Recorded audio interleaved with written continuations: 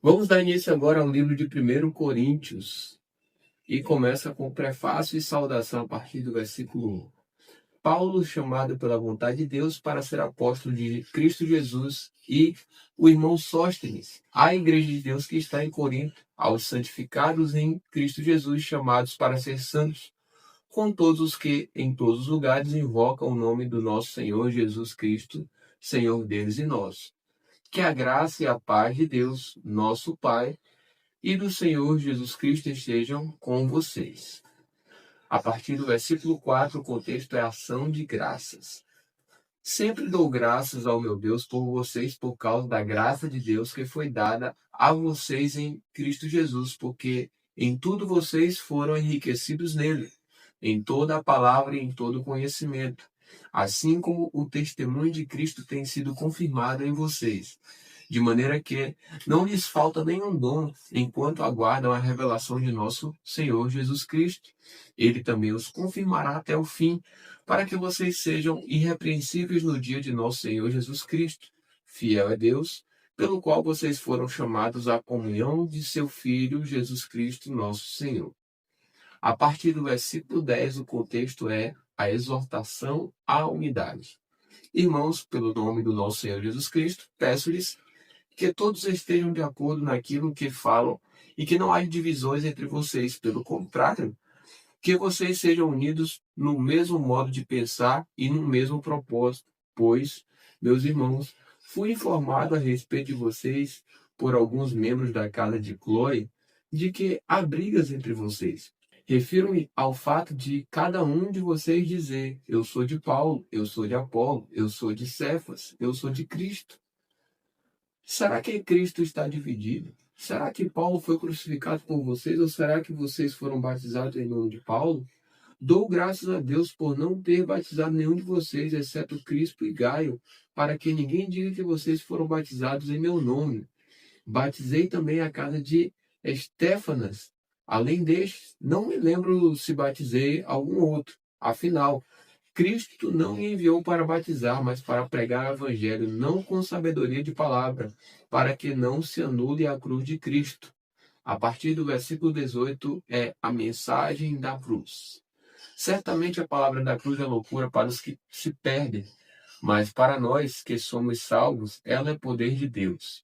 Pois está escrito: destruirei a sabedoria dos sábios e aniquilarei a inteligência dos inteligentes. Onde está o sábio? Onde está o escriba? Onde está o questionador deste mundo?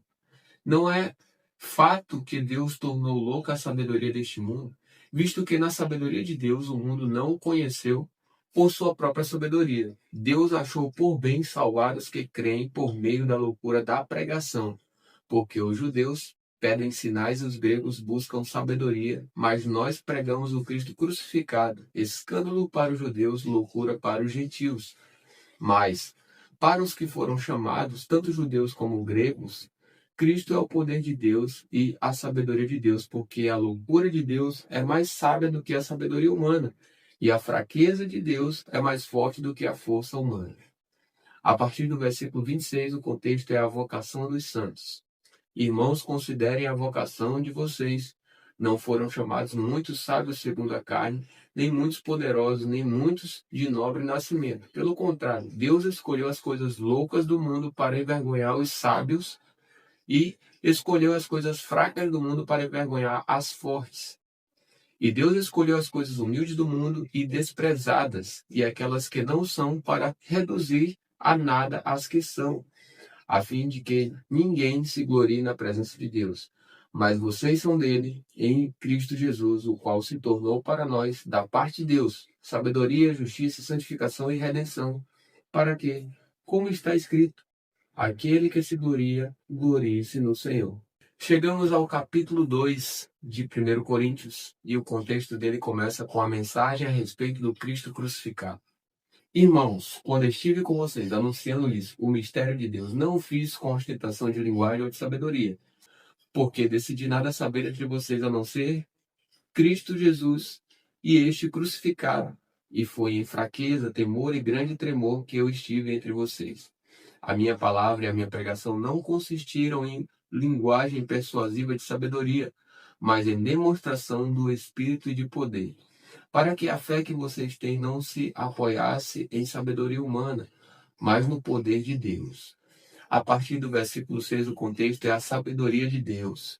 No entanto, transmitimos sabedoria entre os que são maduros, não, porém, a sabedoria deste mundo, nem a dos poderosos desta época, que são reduzidos a nada. Pelo contrário, transmitimos a sabedoria de Deus em mistério, a sabedoria que estava oculta e que Deus predeterminou desde a eternidade para a nossa glória. Nenhum dos poderosos deste mundo conheceu essa sabedoria, porque se a tivesse conhecido, jamais teriam crucificado o Senhor da glória.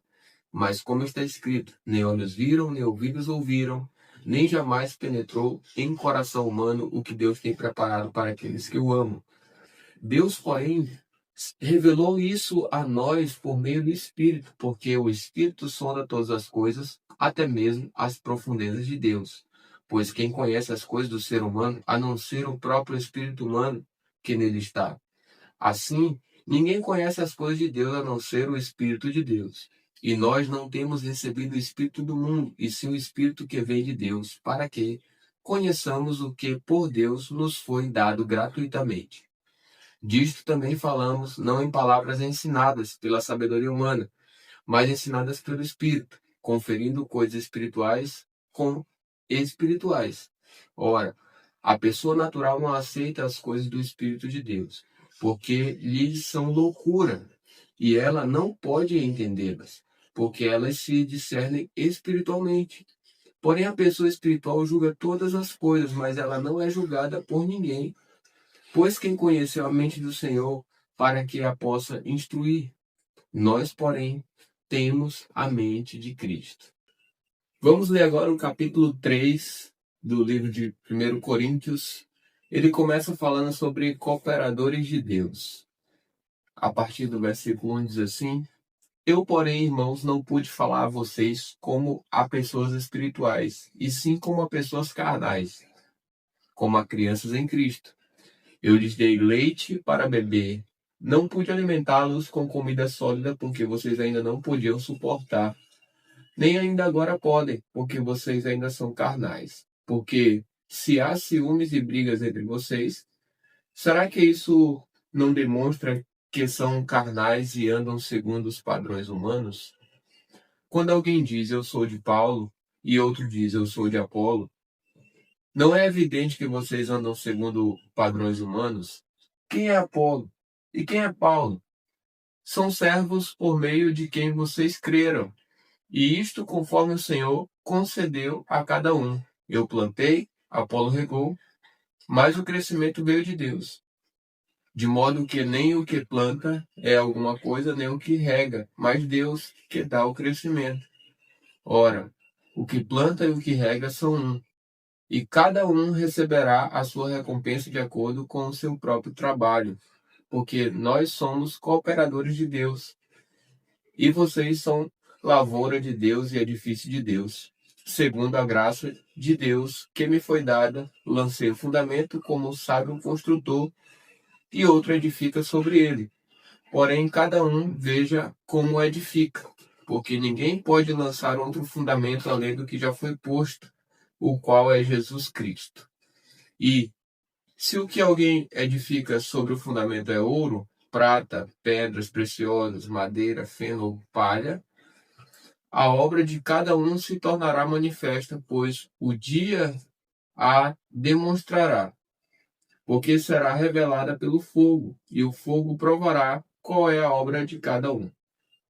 Se aquilo que alguém edificou sobre o fundamento permanecer, esse receberá recompensa. Se a obra de alguém se queimar, esse sofrerá dano, porém ele mesmo será salvo, mas como que através do fogo.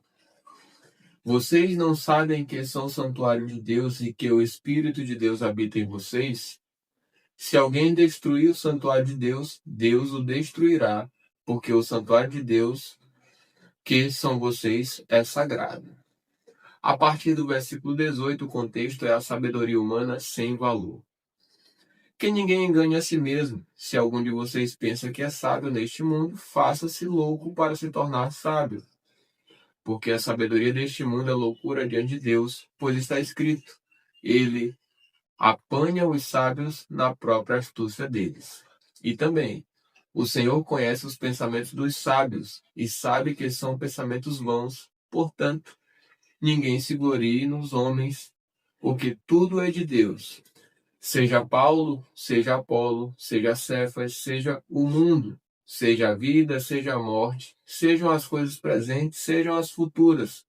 Tudo é de vocês e vocês são de Cristo e Cristo é de Deus. Agora, no capítulo 4 de 1 Coríntios, o contexto é os ministros de Cristo. Diz assim a partir do versículo 1. Assim, pois, importa que todos nos considerem como ministros de Cristo e encarregados dos mistérios de Deus. Ora, além disso, o que se requer destes encarregados é que cada um deles seja encontrado fiel. Mas a mim pouco importa ser julgado por vocês ou por um tribunal humano, nem eu julgo a mim mesmo, porque a consciência não me acusa de nada. Mas nem por isso me dou por justificado, pois quem me julga é o Senhor. Portanto, não julguem nada antes do tempo, até que venha o Senhor, o qual não somente trará à plena luz as coisas ocultas das trevas, mas também manifestará os desígnios dos corações.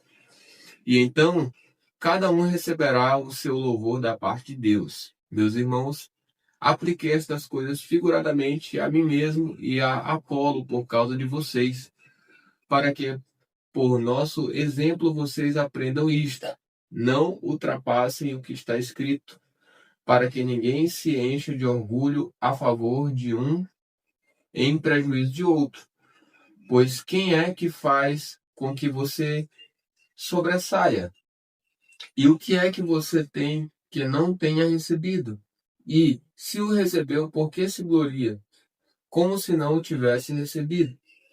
Vocês já estão fartos, já são ricos, chegaram a reinar sem nós. Sim, quem dera que vocês fossem reis, para que também nós viéssemos a reinar com vocês. Porque me parece que Deus pôs a nós, os apóstolos, em último lugar, como se fôssemos condenados à morte, porque nos tornamos espetáculo para o mundo, tanto para os anjos como para os seres humanos. Nós somos loucos por causa de Cristo e vocês são sábios em Cristo. Nós somos fracos e vocês são fortes. Vocês são honrados e nós somos desprezados. Até a presente hora sofremos fome, sede e nudez. Somos esbofeteados e não temos morada certa. E nos afadigamos trabalhando com as nossas próprias mãos. Quando somos insultados, bendizemos. Quando somos perseguidos, suportamos. Quando somos caluniados, procuramos a conciliação. Até agora, temos chegado a ser considerados lixo do mundo, escória de todos. Não escrevo estas coisas para que vocês fiquem envergonhados. Pelo contrário, para admoestá-los como a meus filhos amados. Porque ainda que vocês tivessem milhares de instrutores em Cristo, não teriam muitos pais, pois eu gerei vocês em Cristo Jesus pelo Evangelho. Portanto, eu peço a vocês que sejam meus imitadores. Por esta causa, eu enviei até vocês Timóteo, que é meu filho amado e fiel no Senhor, o qual fará com que vocês se lembrem dos meus caminhos em Cristo Jesus, como por toda parte ensino em cada igreja. Alguns de vocês se encheram de orgulho, como se eu não fosse mais visitá-los, mas em breve, se o Senhor quiser, irei visitá-los. E então conhecerei não a palavra, mas o poder destes orgulhosos. Porque o reino de Deus consiste não em palavra, mas em poder. O que vocês preferem? Que eu vá até aí com um chicote ou com amor e espírito de mansidão?